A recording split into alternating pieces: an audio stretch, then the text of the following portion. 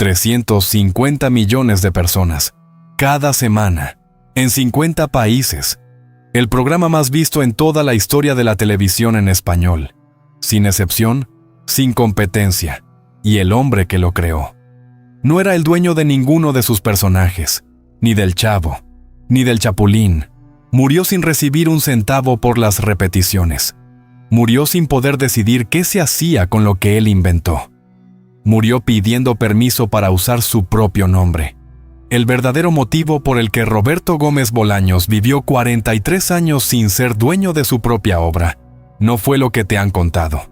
Más adelante te cuento exactamente qué pasó aquella tarde de 1971 en las oficinas de Televisa. La tarde que firmó, la tarde que lo perdió todo sin saberlo. 1978. No había un solo televisor en México donde a las 7 de la noche no apareciera el Chavo. Ese año, el Chavo tenía el rating más alto en toda la historia de Televisa. Más que los noticieros, más que las telenovelas, más que el fútbol. Al fútbol. Televisa cobraba a sus anunciantes 4 millones de pesos al mes por ese horario. Solo en México, sin contar Brasil, sin contar Argentina, sin contar Venezuela, sin contar los 35 países donde también se transmitía. ¿Cuánto recibía Chespirito de esos 4 millones? 180,000 pesos al mes. El 4,5% de lo que generaba su propio programa. Tenía una casa en Las Lomas, un departamento en Acapulco. Vivía bien, pero Televisa vivía 22 veces mejor. Con su programa, con sus personajes, con lo que él había inventado. Y eso era solo el principio. ¿Por qué aceptó eso? ¿Por qué nunca lo recuperó? En unos minutos te cuento. Espérate. Hay algo que nadie dice cuando cuentan la historia de Chespirito. No es que Televisa le quitó sus personajes, eso lo saben todos. Lo que nadie dice es esto. Roberto Gómez Bolaños sabía exactamente lo que estaba firmando. No era un ingenuo. No era un hombre que no entendía de contratos. Era licenciado en ingeniería por la UNAM. Llevaba 20 años trabajando en la industria del entretenimiento. Había visto a otros artistas pasar por lo mismo, y aún así firmó. La pregunta que nadie responde es esta: ¿por qué un hombre inteligente firma algo que lo destruye? La respuesta tiene que ver con su infancia, con algo que le pasó cuando tenía 5 años, y que marcó cada decisión que tomó el resto de su vida. Pero antes de llegar ahí, necesitas saber quién era Roberto Gómez Bolaños antes de ser Chespirito, antes del Chavo, antes de los 350 millones de personas. Nació el 21 de junio de 1929 en la colonia Santa María la Ribera, Ciudad de México. Su padre era pintor, Francisco Gómez Linares, un hombre con talento que murió joven. Murió cuando Roberto tenía 5 años. 5 años. Su madre, Elsa Bolaños, los crió sola. A Roberto y a su hermano Horacio, sin pensión, sin apoyo, sin nadie más. Con lo que alcanzaba, con lo que hubiera. Con trabajos de costura y de administración en una ciudad de México que en los años 30 no tenía red de seguridad para nadie. Roberto vio eso de niño. Vio a su madre trabajar para que no faltara lo básico. Nunca lo olvidó. Y décadas después, cuando el hombre más poderoso de la televisión mexicana le puso sobre la mesa un contrato que le daba seguridad, Roberto Gómez Bolaños firmó. Porque para alguien que creció viendo la escasez en la cara de su madre, la seguridad siempre va a valer más que cualquier cláusula. Pero hay algo más en esa historia. Algo que tiene que ver con una persona que estaba en ese set todos los días. Y que con el tiempo cambió todo. En unos minutos te cuento quién era. Ya casi llegamos. Emilio Azcárraga Milmo, el Tigre, el hombre más poderoso de México en los años 70.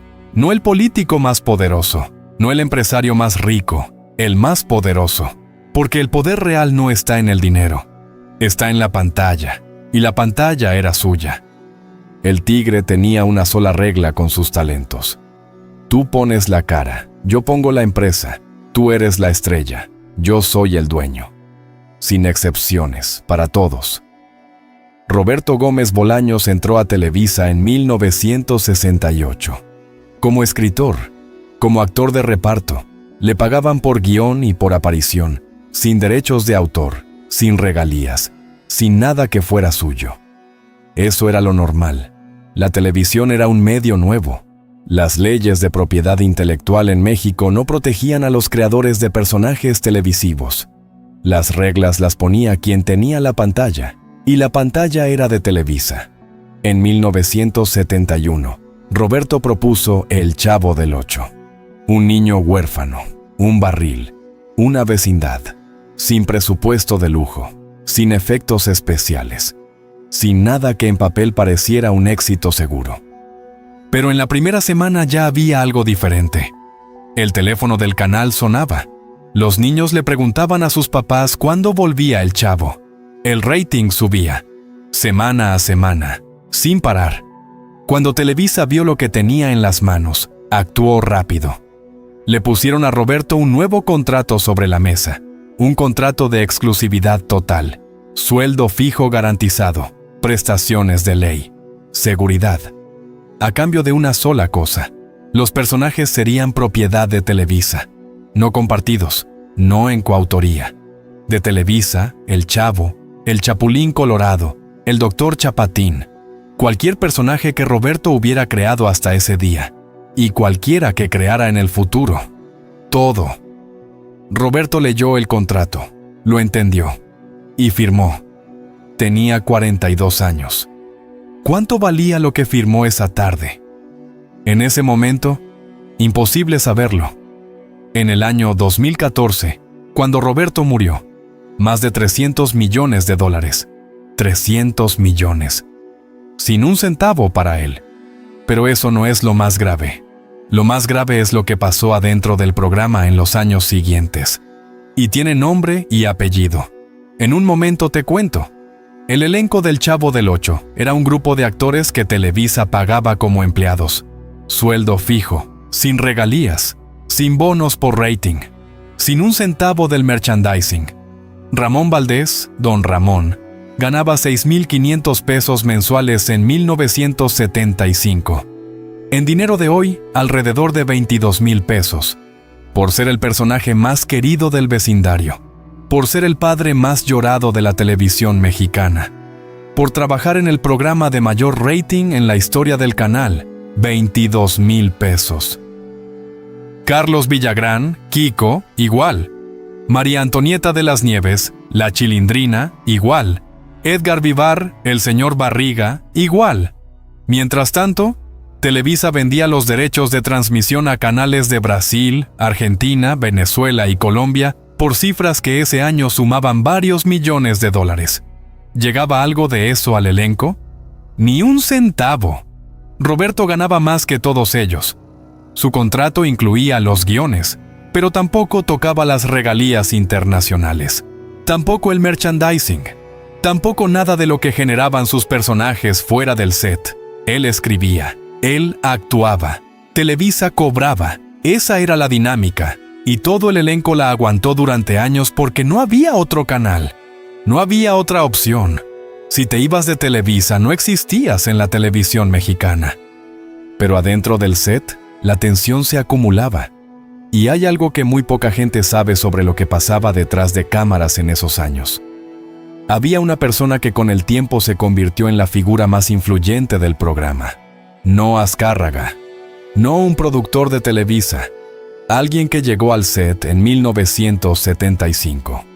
Alguien que empezó como actriz y terminó siendo la persona más cercana a Roberto Gómez Bolaños. Florinda Mesa. Florinda entró al programa haciendo a la Bruja del 71 y a Patty, pero su influencia fue creciendo más allá de los personajes. Su relación personal con Roberto se fue haciendo cada vez más cercana, y a medida que esa relación crecía, su presencia en las decisiones del programa también. Miembros del elenco que años después hablaron públicamente describieron una dinámica que cambiaba el ambiente del set. Decisiones que antes tomaba Roberto solo empezaron a pasar por Florinda. ¿Qué actores continuaban? ¿Cómo se manejaban los conflictos? ¿Qué se decía y qué no se decía? Carlos Villagrán fue el primero en chocar con esa dinámica. En declaraciones que dio años después, señaló que el ambiente dentro del set había cambiado profundamente, que las relaciones ya no eran las mismas, que había decisiones que no podía entender. En 1978, después de 7 años siendo Kiko, Carlos Villagrán se fue del programa, sin episodio de despedida, sin explicación pública. Kiko desapareció del vecindario un viernes y el siguiente lunes el programa siguió sin él, como si nunca hubiera existido. Espérate, porque lo de Villagrán fue solo el primer golpe. Lo que vino después fue peor. Un año después de que se fue Villagrán, se fue Ramón Valdés. Don Ramón, el hombre que debía la renta, el que le daba coscorrones al chavo y al minuto siguiente lo abrazaba, el padre que todo México quería tener. Ramón Valdés tenía 56 años cuando entregó el guión. 8 temporadas, cientos de episodios, años de su vida adentro de ese vecindario. La razón oficial nunca se aclaró del todo, pero lo que declararon personas cercanas apunta siempre en la misma dirección. Ramón Valdés sabía lo que el programa generaba. Veía las cifras de transmisión internacional, veía el merchandising en las tiendas, veía los anuncios en el horario donde él aparecía, y veía su cuenta bancaria, no cuadraba. Cuando Ramón Valdés se fue, el vecindario perdió a su antagonista principal. El programa perdió su dinámica más poderosa. Roberto reescribió, adaptó, metió personajes nuevos. El programa siguió, pero algo adentro ya no era lo mismo. Y 2 años después, en 1980, El Chavo del Ocho terminó, sin anuncio especial, sin último episodio de gala, sin homenaje. El programa más visto en la historia de la televisión en español dejó de grabarse un jueves. Y el viernes nadie dijo nada. Roberto Gómez Bolaños tenía 51 años. Y lo que había construido ya no era suyo desde hacía 9. Para entender qué tan grande fue lo que perdió esa tarde de 1971, primero hay que ver lo grande que fue lo que construyó. Porque lo que Chespirito hizo con una vecindad, 4 niños, un hombre de 42 años disfrazado de huérfano y un barril de basura, no tiene comparación con nada en la historia de la televisión en español. Espérate. Roberto Gómez Bolaños tardó 20 años en llegar. 20 años de guiones de radio que nadie aplaudía. 20 años de papeles secundarios que nadie recordaba. 20 años de llegar a trabajar en camión porque no tenía para el coche. En los años 50 escribía para la XEW. Entre 800 y 1,200 pesos por guión. Departamento rentado en la colonia Doctores. Lo justo, nada más. Un día un director de cine lo vio llegar al set. Lo vio caminar. Lo vio con esa estatura que nunca llegó al 1,70 m. Pareces un Shakespeare chiquito, le dijo. Un Chespirito. Y así se quedó. En los años 60 empezó a aparecer en televisión. Primero como extra, después como actor de reparto. Después escribiendo sus propios sketches. Sus personajes no eran los héroes de siempre. Eran los que se tropezaban, los que fallaban, los que tenían miedo pero lo intentaban. El Chapulín Colorado, un superhéroe que temblaba, que usaba una masa inflable, que le tenía miedo a todo pero aparecía cuando nadie más lo hacía. Los niños lo amaban. Los adultos se reían de él pero lo defendían. Porque ese personaje no era una fantasía. Era el retrato de millones de mexicanos que tampoco eran los más fuertes, los más ricos, los más preparados, pero que de todas formas se paraban todos los días y lo intentaban. En 1971 llegó el Chavo. Un niño sin papás, sin casa, que vivía en un barril de basura en una vecindad, que siempre tenía hambre, que de todas formas sonreía, que de todas formas jugaba, que de todas formas era el centro de todo. Porque ese personaje conectó con 350 millones de personas. Porque en México, en Brasil, en Argentina, en Venezuela, en cada país donde se transmitió, había millones de niños que también eran pobres, que también vivían en vecindades, que también tenían hambre, pero que se reían. El Chavo no era un personaje de televisión, era el espejo de una generación entera de latinoamericanos. En 1973, el programa ya se transmitía en 12 países, en 1975, en 24, en 1978, en 38. En Brasil, el programa se llamó Chaves, y en Brasil fue más popular que en México. Hay generaciones enteras de brasileños que creen que el Chavo es brasileño. Así de profundo entró, así de grande fue. Y sin embargo, debajo de toda esa gloria, había una grieta que nadie veía desde afuera.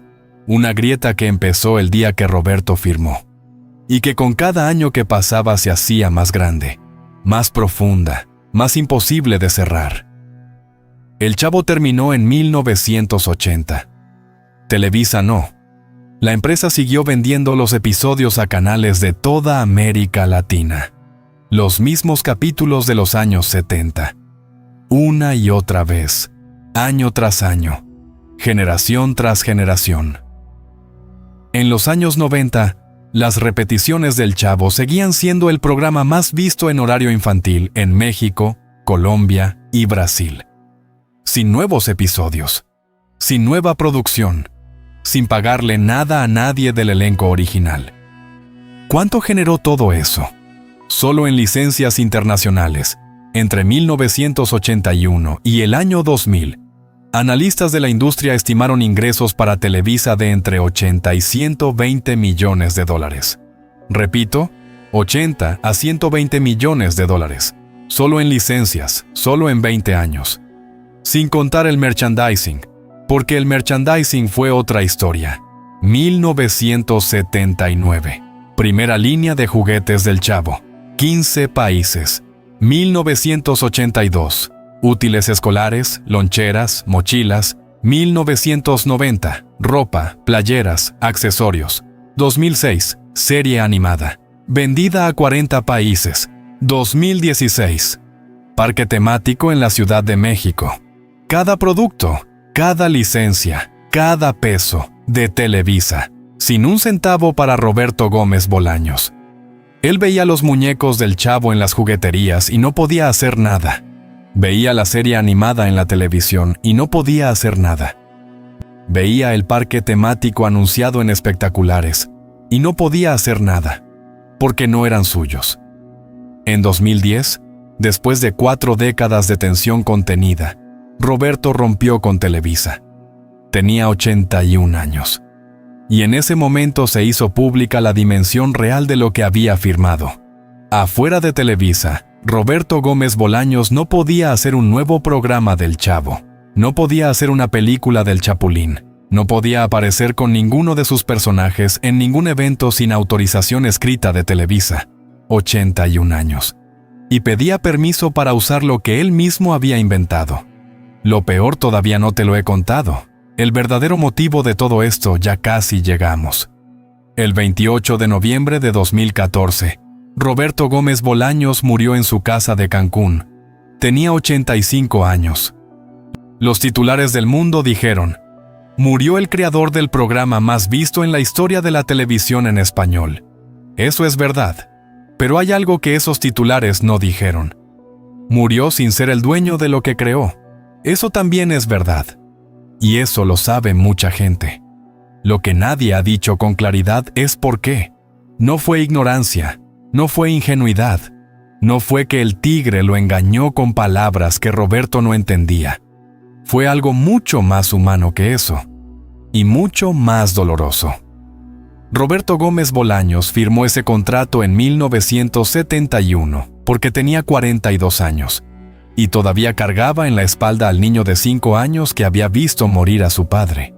Ese niño nunca desapareció. Siguió ahí toda su vida. El niño que vio a su madre trabajar sola. El niño que aprendió que la seguridad no se garantiza. Que en cualquier momento todo puede desaparecer. Cuando Televisa le ofreció un sueldo fijo, prestaciones, estabilidad, la promesa de seguir al aire. Ese contrato no era solo un contrato de trabajo. Era lo que ese niño de 5 años había buscado toda su vida. No hay análisis legal que le gane a eso. No hay cláusula de derechos de autor que compita con la necesidad de sentirse seguro. Roberto Gómez Bolaños firmó, y lo hizo completamente consciente. Eso es lo que nadie cuenta. Hay una cosa más. Años después, en una entrevista que dio el 2012, le preguntaron qué era lo que más le dolía de no ser el dueño de sus personajes. No dijo el dinero, no dijo los contratos, no dijo Televisa, dijo esto. Es como tener un hijo y que alguien más tenga la custodia. Piensa en eso. Tú inventas algo. Tú le das vida. Tú le pones la voz, el cuerpo, el alma. Y después tienes que pedirle permiso a alguien más para verlo, para tocarlo, para decidir qué hace y a dónde va. Eso vivió Chespirito durante 43 años. Hoy el Chavo sigue en televisión, en más de 30 países. Las frases de Roberto Gómez Bolaños están en paredes, en tatuajes, en memes, en canciones. 350 millones de personas conocen lo que él creó, y el hombre que lo creó murió sin ser su dueño. Pero murió siendo algo que ningún contrato puede quitarle. El hombre que hizo reír a 3 generaciones de latinoamericanos que a veces no tenían nada más que eso. Y eso, aunque Televisa tenga los papeles, es de él para siempre. ¿Tú lo sabías? ¿Sabías que Chespirito nunca fue el dueño? ¿O lo descubriste aquí hoy? Cuéntanos abajo. Bloque 10. CTA final. Si la historia de Chespirito te llegó, espera a ver lo que le pasó a Cantinflas. Otro hombre que hizo reír a todo México. Otro personaje que se convirtió en el símbolo de una generación. Y una historia con una empresa, un contrato y una decisión que lo cambió todo. Que tampoco la conoces completa. Te la dejo aquí arriba.